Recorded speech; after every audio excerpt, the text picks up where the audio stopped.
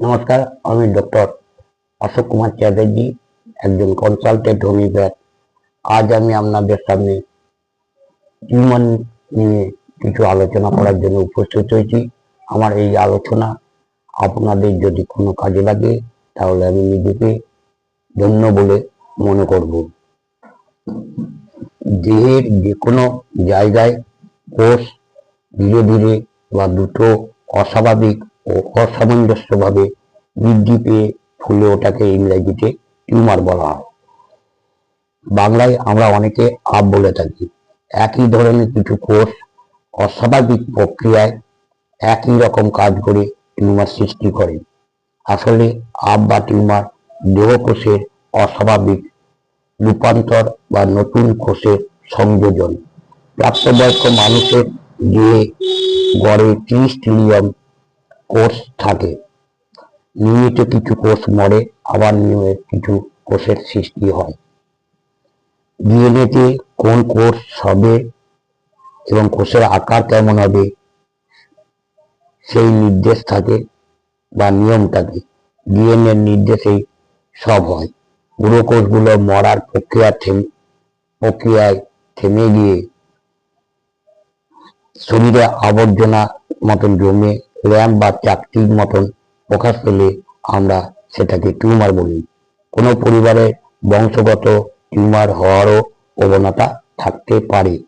চিনি পরিষ্কার করতে গিয়ে বা অন্যভাবে রাসায়নিক দ্রব্য চামড়ায় প্রদাহ খুললে বিকিরণের সংস্পর্শে টিউমার হতে পারে। আঘাত, ঘর্ষণ, পোষণ বা উদ্দীপনার ফলে অ্যাডিনোমা প্রকারের টিউমার হয়ে থাকে। জন্ম নিয়ন্ত্রণে খাবারের বড়ির জন্য হরমোনের বিকাশের পথে বাধা পাওয়ার ফলে কারো স্তনে, জরায়ু, যোনিদ্বার টিউমার হতে পারে। ইস্ট্রোজেন নামক হরমোনের অভাবে নারীদের শরীরে টিউমার হতে পারে। বাঁশি, সানাইবাদক, গায়ক, বক্তাদের গলার টিউমারও দেখা যায়। অন্ডকোষে আঘাত লেগে অন্ডকোষ ফুললে অন্ডকোষের টিউমারও হতে পারে। অল্প বয়সে বিএনসি বা এমআর এর ইতিহাস ও বারবার সন্তান প্রসবের জন্য জরায়ুতে আঘাত লেগে জরায়ুর সার্ভিক্স বা জরায়ুর মুখে ডিম্বকোষ ও স্তনে টিউমার হওয়ার আশঙ্কা থাকে। অপুষ্টি থেকে লিভারের টিউমার হতে পারে।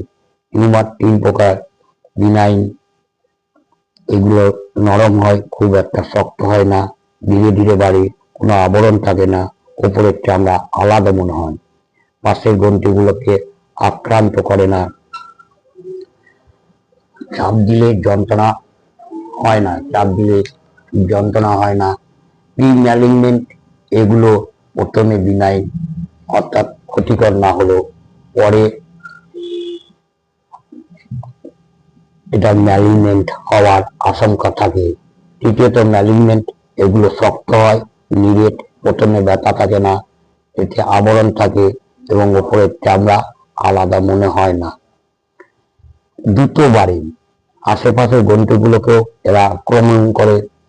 শরীরের 200 রকম ক্যান্সার জাতীয় সমস্যাকে শরীরের বিভিন্ন সমস্যার একটি সমষ্টি। যে অঙ্গ বা অংশ হয় আমরা সেখানকার ক্যান্সার বলি, ব্যতিক্রম শুধু মাত্র লিউকোমিয়া। ক্যান্সারজনিত টিউমার ছড়িয়ে পড়াকে আমরা মেটাস্টাসিস বা স্থানান্তর বলে থাকি। ম্যালিগন্যান্ট শরীরে অন্যত্র পরিবাহিত হওয়াকে টিউমার জেনেসিস বলা হয়। কারণ ছাড়া ওজন কমলে, জ্বর থাকলে, খুব ক্লান্ত লাগলে, ত্বকে পরিবর্তন হলে, কণ্ঠ মূত্রাশয়ের সমস্যা দেখা দিলে, ক্ষত ভালো না হলে, খেতে অসুবিধা হলে, একটানা কাশি ও গলার স্বরের পরিবর্তন হলে, কোনো পরিবর্তন হয়ে কোনো জায়গায় শক্ত হয়ে গেলে ক্যান্সার হতে পারে। বায়োপসি করে অনুবীক্ষণ যন্ত্রের নিচে কোষগুলোকে রেখে পরীক্ষা করলে ম্যালিগন্যান্সি ক্যান্সার আছে কিনা বোঝা যায়। তবে কম টিউমারই ক্যান্সার। ব্রেন টিউমার মানে যে ব্রেন ক্যান্সার বা ব্রেস্ট টিউমার মানে যে ব্রেস্ট ক্যান্সার, তা কিন্তু নয়, ভয় নয়। সচেতন হওয়া দরকার। টিউমারের নামের শেষে ওমা শব্দটি থাকে, জায়গা অনুসারে পৃথক নাম হয়।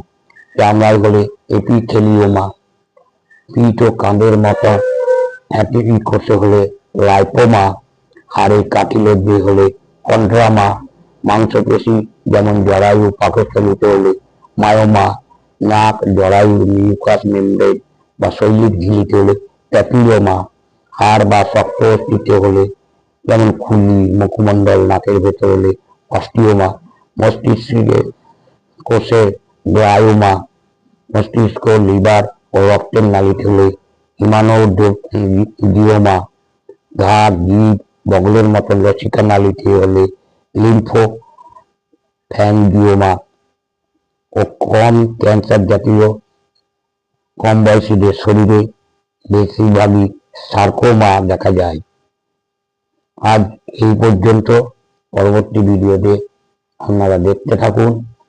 আপনাদের ভালো লাগলে, আমার এই ভিডিও বা আলোচনা ভালো লাগলে আপনারা অবশ্যই আমার এই চ্যানেলটিকে সাবস্ক্রাইব করবেন এবং অপরকে দেখতে সাহায্য করবেন, এই আশা রাখি।